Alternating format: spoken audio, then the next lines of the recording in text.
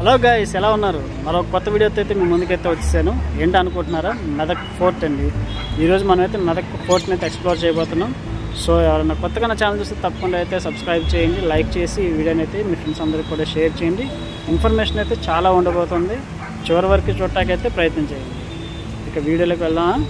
Let's go.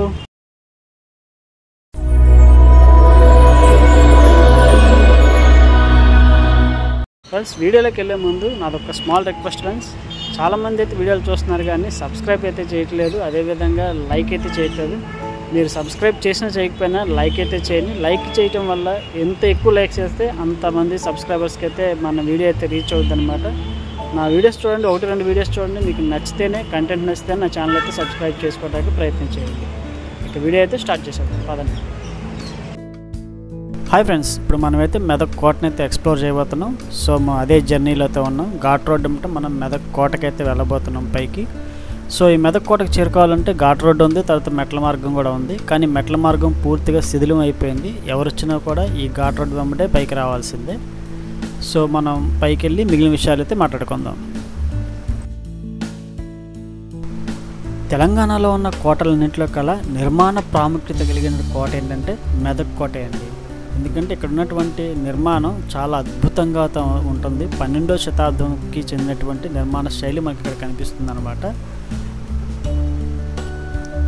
So ఈ కోటకు ఉన్నటువంటి ప్రత్యేకత ఏంటంటే అన్ని కోటలకు లాగా ఒక ద్వారం 2 ద్వారాలు ఉండవండి. ఈ కోటకు వచ్చేసరికి 7 ద్వారాలు అయితే ఉన్నాయి.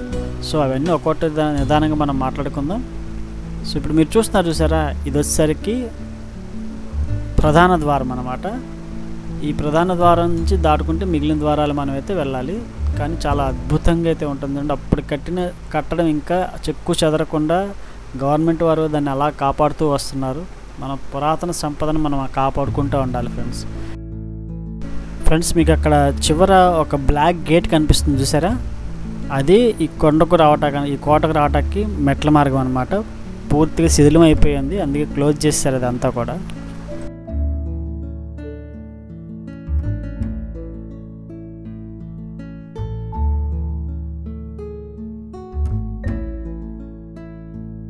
ఫ్రెండ్స్, ఇప్పుడు మనం చూస్తున్నటువంటి ఇది వచ్చేసరికి సింహద్వారం అనమాట. ఈ సింహద్వారం దగ్గర ప్రత్యేకత ఏంటంటే గుమ్మానికి 2 వైపులా కూడా సింహాలు అయితే ఉంటాయి. ఇది జూమ్ చేసి చూపిస్తాను, చూడండి.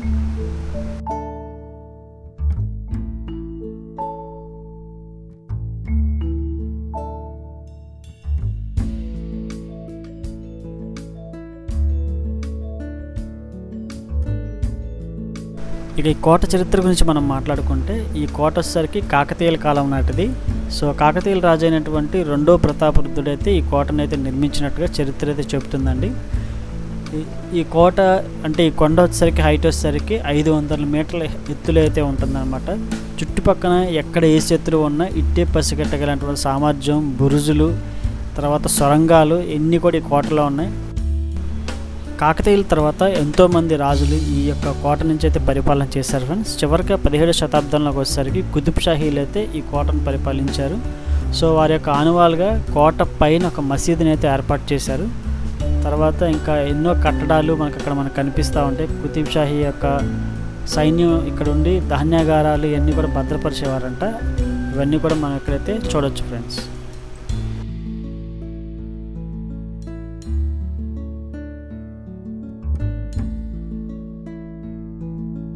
ఫ్రెండ్స్, ఇప్పుడు మీకు అక్కడ ఒక ద్వారం కనిపిస్తుంది చూసారా, ఆ ద్వారమే ఫిరంగి ద్వారం అనమాట.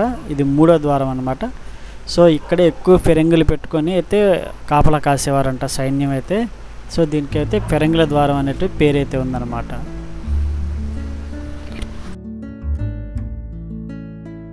ఫ్రెండ్స్, మీరు ఫిరంగి చూస్తున్నారు చూసారా, ఇది కాకతీయుల కాలం నాటి ఫిరంగి అనమాట. దీన్ని పొడవు వచ్చేసరికి 3.2 మీటర్లు అయితే ఉంటుంది.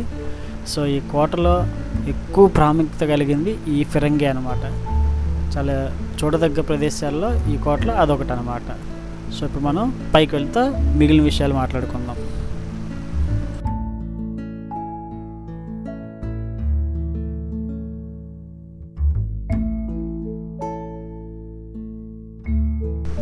ఫ్రెండ్స్ ఇప్పుడు మీరు చూస్తున్నారు సరే, ఇది వచ్చేసరికి 4వ ద్వారం, గజద్వారం అనమాట. ఈ గజద్వారానికి కుడి పక్కన ఎడమ పక్కన ఏనుగు బొమ్మలు అయితే మనకు కనిపిస్తూ ఉంటాయి. సో ఇక్కడ చరిత్ర ప్రకారం ఏంటంటే ఈ యొక్క ద్వారం కట్టేటప్పుడు ఏనుగులే ఇలాంటి బండ రాళ్ళన్నింటిని కూడా మోయించేవారంట ఏనుగుల చేత.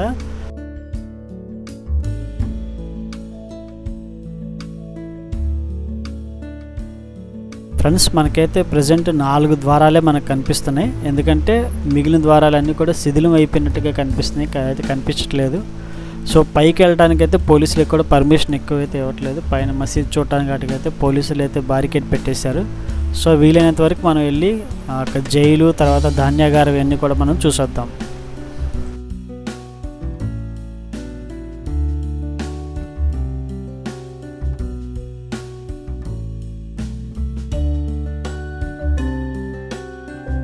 ఫ్రెండ్స్ పైన కోటలోనే ఒక కొలను అయితే ఉంది. అప్పుడు ప్రజలందరికీ కూడా ఈ యొక్క కొలనే అవసరతలన్నీ తీర్చేదంట. ఇప్పుడైతే పాడుపడిపోయింది, కానీ అప్పుడైతే మంచి సూపర్గా ఉండేదంట.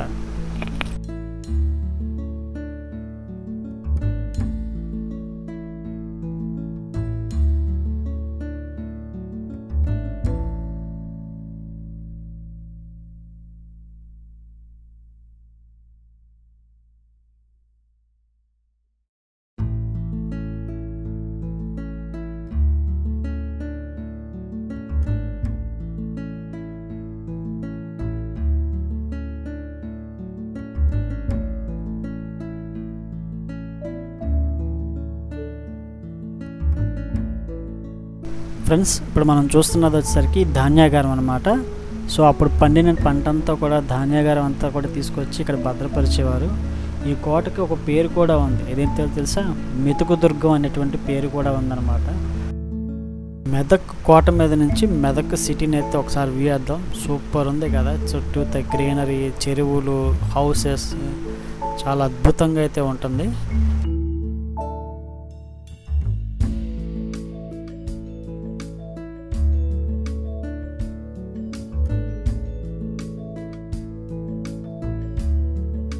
ఫ్రెండ్స్ అటు మీకు ఒక వే కనిపిస్తుంది చూసారా, దారికి అడ్డు పెట్టేశారు, ఇంటూ ఆకారంలో పెట్టి, పైకి అయితే నో పర్మిషన్ అనమాట. ఇది వచ్చేసరికి బందిఖానా అనమాట. ఇక్కడ వచ్చేసరికి ఖైదీల్ని బంధించేవారు. మీకు పైన హోల్స్ కనిపిస్తున్నాయి చూసారా, అవేంటనుకుంటున్నారు, ఈ ఖైదీలకి ఆహారం పైనుంచి ఇచ్చేవాళ్ళు అనమాట. ఎలాగంటే మనకు గోల్కొండ కోటలో రామదాస్ బందిఖానా ఉంటుంది చూసారా, ఆ టైప్లో అనమాట. పైనుంచి అయితే ఆహారాన్ని కిందకి వేసేవాళ్ళు అనమాట. ఫ్రెండ్స్ ఈ మెదక్ కోటకు చేరుకోవాలంటే మనకు బస్ ఫెసిలిటీ ఉంది, తర్వాత ట్రైన్ ఫెసిలిటీ కూడా ఉంది. బస్ ఫెసిలిటీ మనకు తెలంగాణ నుంచి ఏ ప్రాంతం నుంచి అయినా సరే మెదక్కి అయితే మనకు బస్ ఫెసిలిటీ ఉంటుంది. సో ట్రైన్కి రావాలంటే మాత్రం ఖచ్చితంగా కాచిగూడ నుంచి అయితేనే రావాలి. కాచిగూడకి ప్రతిరోజు మార్నింగ్ 7:45కి అయితే ట్రైన్ అయితే ఉంటుంది. కాచిగూడ టు మెదక్కి అయితే ట్రైన్ అయితే ఉంటుందన్నమాట. ఛార్జ్ వచ్చేసరికి 45 రూపీస్ టు 50 రూపీస్ మధ్యలో అయితే ఉంటుంది. సో రైల్వే స్టేషన్ దగ్గర నుంచి మెదక్ పోర్ట్కి అయితే మనకు ఆటోస్ అన్నీ కూడా అవైలబుల్లో ఉంటాయి. పర్ హెడ్ వచ్చేసరికి 20 రూపీస్ అయితే ఛార్జ్ చేస్తారు.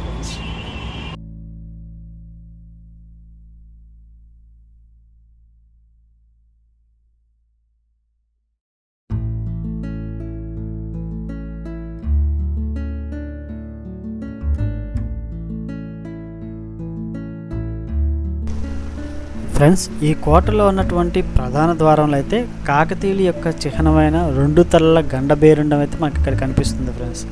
కానీ చాలా అద్భుతంగా అయితే ఉంటుంది. సో ఈ కోటలోకి వచ్చేప్పుడు చాలా జాగ్రత్తగా ఉండాలి, ఎందుకంటే కోతులు మాత్రం విపరీతంగా ఉన్నాయి. ఇక డ్రింక్స్ గురించి, స్నాక్స్ గురించి అయితే డోంట్ వరీ, ఎందుకంటే కోటలో ఎంట్రన్స్లోనే ముబారక్ మహల్లో అయితే హరిత రిసార్ట్స్ వాళ్ళ క్యాంటీన్ అయితే ఉంది. మనకు అక్కడ అన్నీ అయితే అవైలబుల్ అయితే ఉంటాయి ఫ్రెండ్స్. ఓకే ఫ్రెండ్స్, చూసారు కదా, ఈ వీడియో కనుక మీకు నచ్చినట్లయితే లైక్ చేయండి, షేర్ చేయండి.